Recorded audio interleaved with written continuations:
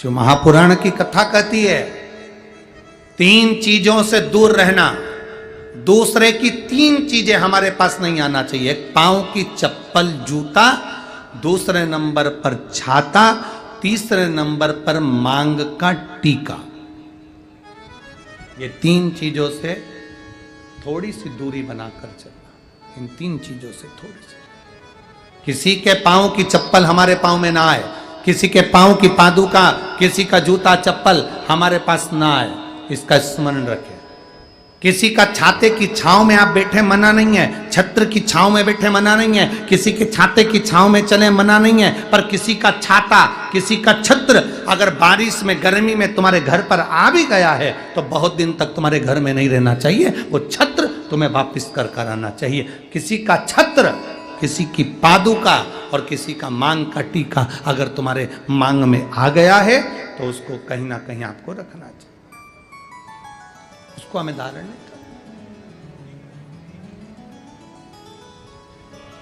अच्छा, आपके स्मरण में है एक बात, यहां होता है कि नहीं होता महाराष्ट्र का तो हमको स्मरण नहीं है ऐसा, पर हमारे उधर का हम बता सकते हैं कि जब कोई मरता है, मरने के बाद में जो 12वें के दिन पंडित जी पूजन कराते हैं या 13वें के दिन कराते हैं या 10वें के दिन कराते हैं, तो उसमें पद दिया जाता है। पद में छाता भी दिया जाता है, चप्पल भी दी जाती है, आसन भी दिया जाता है, लोटा भी दिया जाता है। इधर देते कि नहीं देते वो हमको नहीं मालूम, बोलो सही है कि गलत। उसमें चप्पल और छाता ये बहुत जरूरी होता है। क्यों? क्योंकि इसमें काल होता है व्यक्ति का, वो काल चला जाए।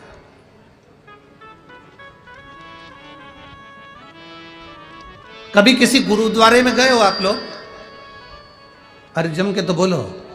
कभी किसी गुरुद्वारे में दर्शन करने के लिए गए हो? तो गुरुद्वारे में अगर दर्शन करने जाओगे तो वहां आप भोजन करो, लंगर चखो, सब कुछ करो। वहां गुरुद्वारे के बाहर या गुरुद्वारे के साइड में बड़े बड़े व्यक्ति भी तुम्हारे पांव की पादुका, चप्पल, जूते की सेवा करते हैं कि साहब यहाँ जूता रख दो, यहाँ चप्पल रख दो, यहाँ हम उठा कर दे देंगे। उसका कारण क्या है? उसका केवल एक कारण है, जो पादुका की सेवा कर रहा होता है, आए हुए भक्तों की चप्पल की सेवा कर रहा होता है, वो अपने काल को, अपने दुख को, अपने कष्ट को सब मिटा बैठता है उनके चरण की रज को प्राप्त कर।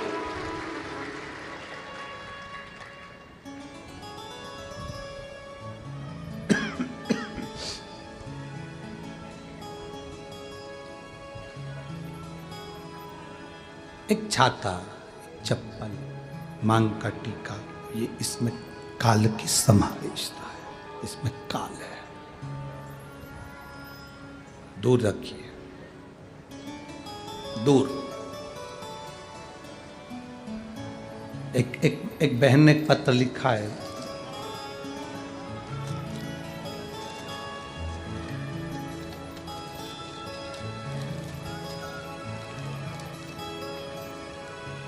श्रीमती मेघा किशोर भोसकर, भद्रावती जिला, चंद्रपुर, महाराष्ट्र।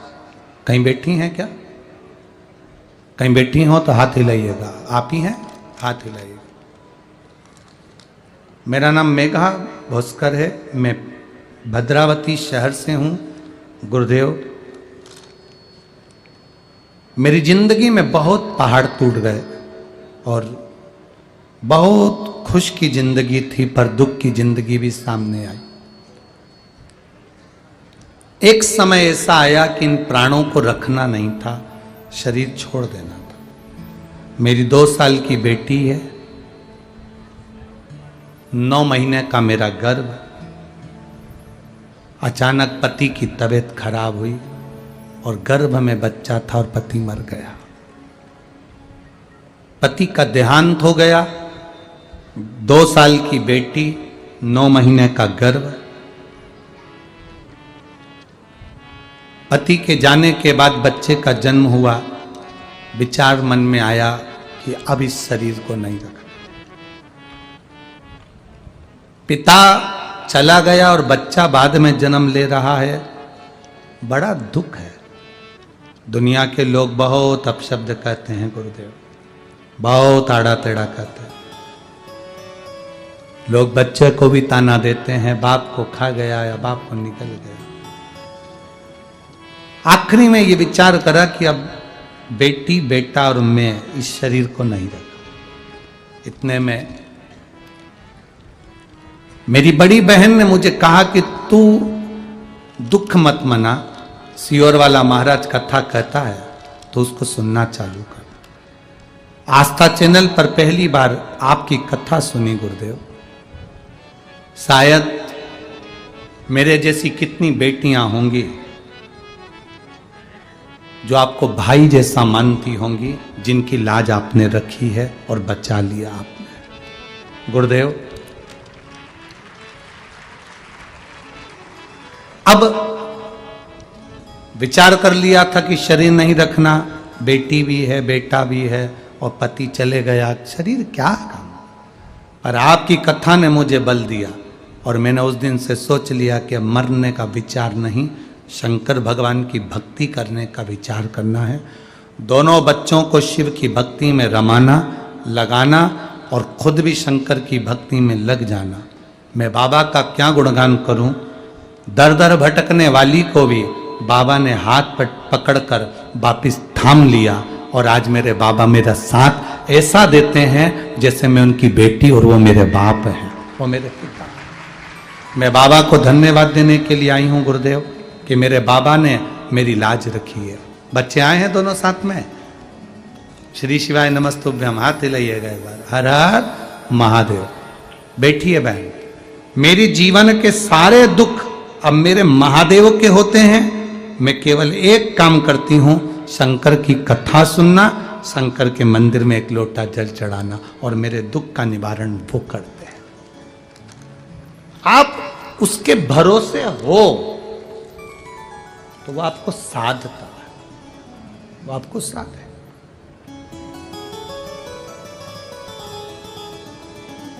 मेरे बाबा दया करना, मैं तेरे भरोसे हूँ। जिनको आता है वो भी साथ में बोलेंगे।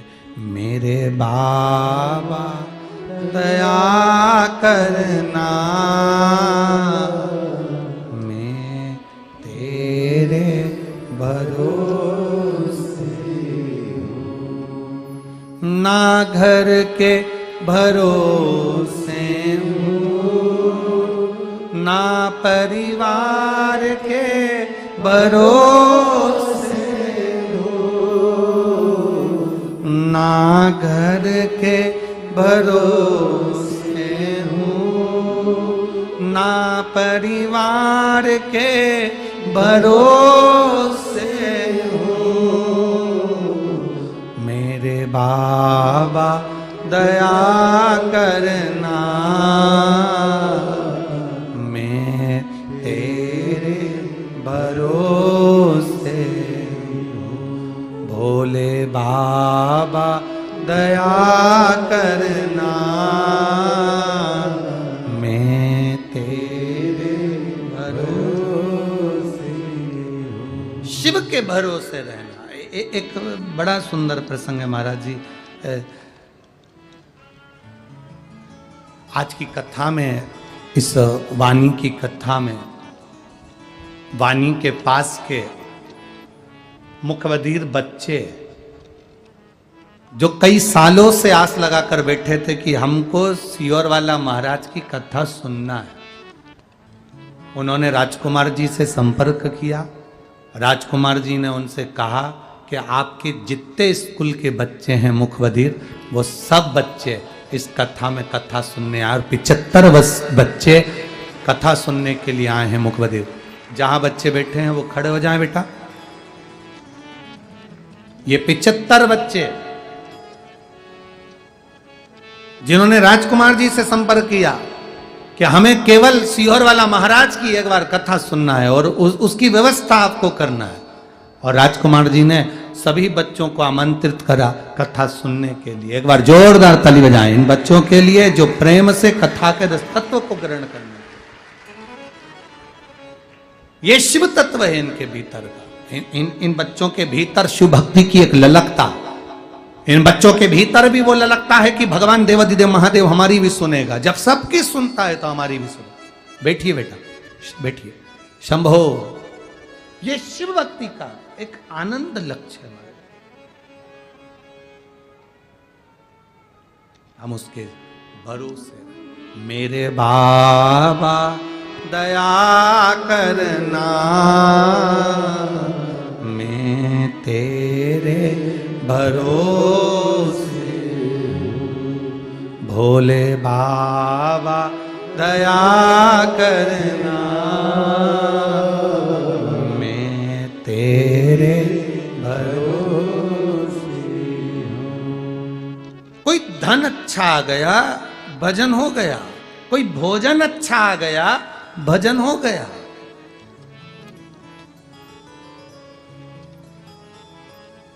कोई भोजन अच्छा आ गया, भजन हो गया। हमें 40 गांव की और एक कथा थी, वहां नासिक के पास में, कौन सा था वो, धुलिया की कथा का स्मरण आ रहा है। वहां एक महिला छोटा सा स्पीकर लगाकर रोड पर खड़ी होकर एक एक टॉफी देती और मुख से खिलवाती, श्री शिवाय नमस्तुभ्यं।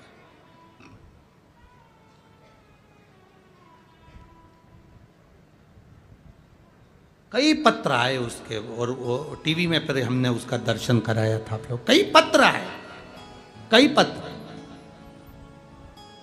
कहा गुरुजी वो टॉफी वही है जो बाजार में मिलती है, चॉकलेट वही है जो बाजार में मिलती है, पर वो महिला श्री शिवाय नमस्तुभ्यम कहकर जब वो टॉफी देती है, हम 2-2, 3-3 किलोमीटर तक पैदल चल लेते हैं, मालूम ही नहीं पड़ पाता कि कब 2 किलोमीटर पैदल चल लिया। शंकर का नाम लेकर औषधि के रूप में हम कुछ पा रहे हैं।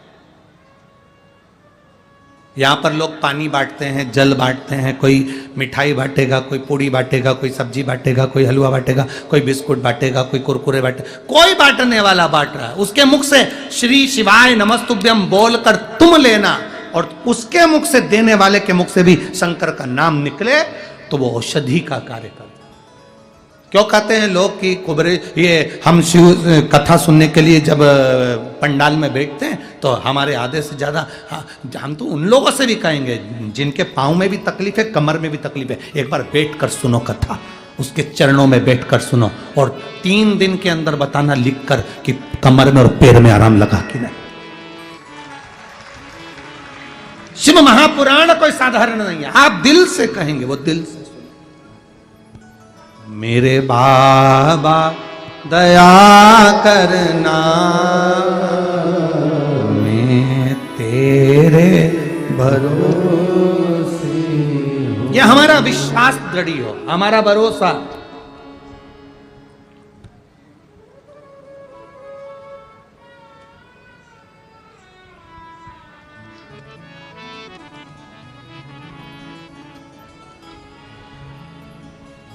उस भरोसे में शिव तत्व की प्राप्ति, उस भरोसे में शंकर के अनुभव, आनंद की प्राप्ति।